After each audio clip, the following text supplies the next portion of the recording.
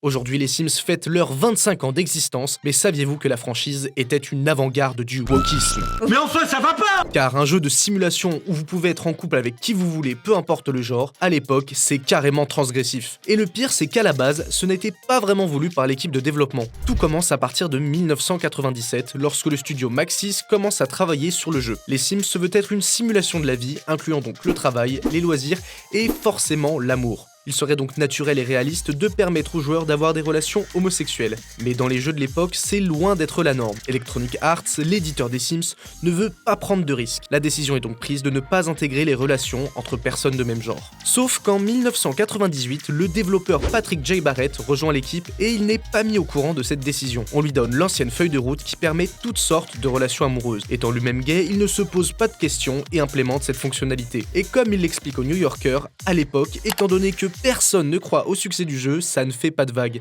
Mais ça va bientôt changer. En 1999, les Sims se sont présentés à l'E3, le plus grand salon mondial du jeu vidéo. Et là, c'est la stupeur. Lorsque les journalistes assistent à la démo, c'est le moment que choisissent deux Sims femmes pour s'embrasser. Un bisou lesbien qui va permettre aux Sims de voler la vedette à tous les autres jeux de l'E3. À sa sortie le 4 février 2000, le jeu est un véritable succès et s'écoule à plus de 3 millions d'exemplaires lors de sa première année. Il devient le jeu PC le plus vendu de l'histoire à l'époque. Et il est très probable que l'implémentation des relations homosexuelles n'y est pas pour rien. Ce qui est sûr, c'est que les Sims ont été avant-gardistes. Et après leur arrivée, il était difficile pour les autres jeux de ne pas inclure de relations gays. En 2014, Nintendo a été critiqué pour ne pas les avoir mises dans son jeu Tomodachi Life.